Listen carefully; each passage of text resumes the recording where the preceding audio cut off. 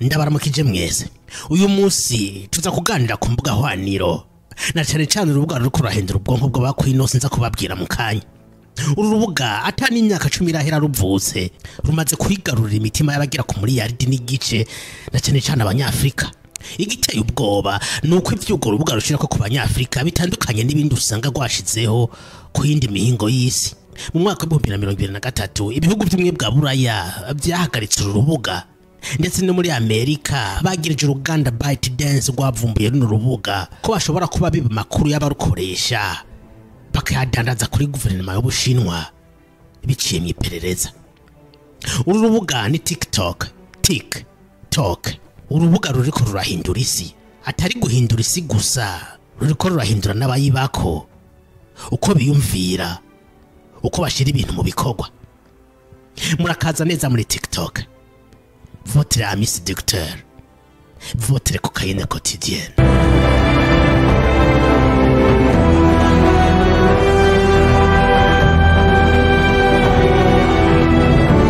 Inkuru yivuka rya TikTok itangure ejo bundi mu mwaka wa 2016, ariko imbere yuko dushika muri uyu mwaka reka dusubira inyuma gatoya mu mwaka wa 2000. Iki gihe internet yari kiratera imbere ndetse imbuga nyinshi zitangira kuvuka. Aha twavuga urubuga Wikipedia, ikaba ari encyclopedia kuri internet yavutse mu mwaka wa 2001. Mu mwaka wakurikiye 2003 havutse MySpace. Facebook nayo irakurikira iboneka mu mwaka wa 2004. Mu mwaka wa 2005 naho havutse YouTube, yahavuye gugwa na Google mu mwaka wa 2006. Uyu mwaka nyene havutse Twitter, urubuga rusigaye gwitwa X, n'izindi mbuga zagiye ziravuka uko imyaka yagiye irahera. Umuvuduko wa internet wari kurongerekana gutya imbuga zimwe zifatiraho kugira zihuza abantu nubwo baba bari kure na kure. Imbuga hwaniro canke réseaux sociaux zatangiye kugwira. Izi mbuga zahinduye uburyo twabana n'abantu, zifashije iterambere rya mudasobwa na telefone ngendanwa, zahinduye uburyo twaganiramwo n'abantu, ndetse hagira n'igihe umuntu mwicaranye mutavugana kuko mwaba mwibereye kuri izi mbuga. Imbere yuko tubona TikTok mu mwaka wa 2016 habanje kuvuka Musical.ly mu mwaka wa 2014. Urubuga rwavukiye Shanghai mu gihugu c'Ubushinwa, rushinzwe n'aba entrepreneur babiri Alex Zhu na Liu Yang. Uru rubuga muraruzi, hamwe ubona umuntu ariko arakoma iminwa, amaboko n'andi movement akurikiza umudiho w'umuziki uri kuravuga muri background. Intumbero y'urubuga kwari gusigurira umuziki abafite ikibazo cyo kutumva. Urugwarahinduye rero mu nyuma rubuga guto video duto utuvideo tw'abantu baba bariko baratamba, bituma barukurikirana biyongera. Mu mwaka wa 2016 havutse urubuga rushasha gwitwa Douyin, ruvukira mu Bushinwa, nago rushingwa na societe ByteDance, ndetse kigira ko igurana gwa rubuga twavuga gwitwa Musical.ly. Inyuma y'umwaka umwe gusa mu mwaka wa 2017 urubuga rwari rumaze gukwiza abantu miliyoni 100. Uyo mwaka nyene gwaciye gwigaburamwe ibice bibiri, igice kimwe kiguma citwa Douyin, ikindi citwa TikTok, arico caciye kirungikwa mu bindi bihugu hanze y'Ubushinwa. Aha twamenyesha ko ibica kuri urubuga mu Bushinwa gwitwa Douyin bitandukanye n'ibindi bica kuri urubuga gwitwa TikTok ruri hanze y'Ubushinwa na cyane muri Afrika. Reka ndabaha akarorero. Murabe tuno video tubiri. Akambere nagaca kuri TikTok y'Abashinwa yitwa Douyin, akavideo ka kabiri nagaca kuri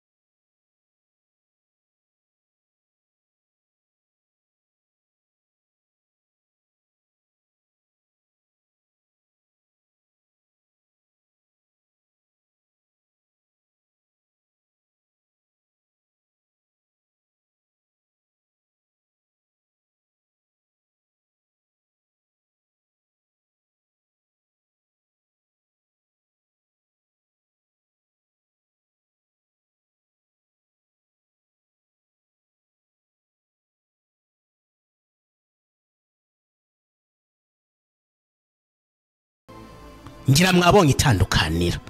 Mu Bushinwa uru rubuga c'est pour l'éducation, kwiga, formation, kunguka de nouvelles compétences. Muri Afrika video nyinshi mwazibonye ni nkizi nyene n'uburofa abajene ba Afrika yo muri kazoza, aho kwiga ngo bunguka ubumenyi buzobafasha muri kazoza bari muri ibi n'izindi mbuga. Hari kwibinyene ja kuri Facebook Reels, Instagram, ni gake uzohakura video ziri educative, ni gake uzohakura inyigisho zishobora kugufasha. Mu mwaka wa 2050 Afrika uzoba ari umugabane urimo abantu benshi ku isi. Kuba benshi ntibyari kibazo, ariko no kwi umugabane uzoba wuzuye abantu atashobora kumarira. Abantu ubwonko bwabo buzoba bwuzuyemo ubusa, abantu ubwonko bwabo buzoba bwatwawe na TikTok, Instagram n'izindi mbuga zirimo uburozi.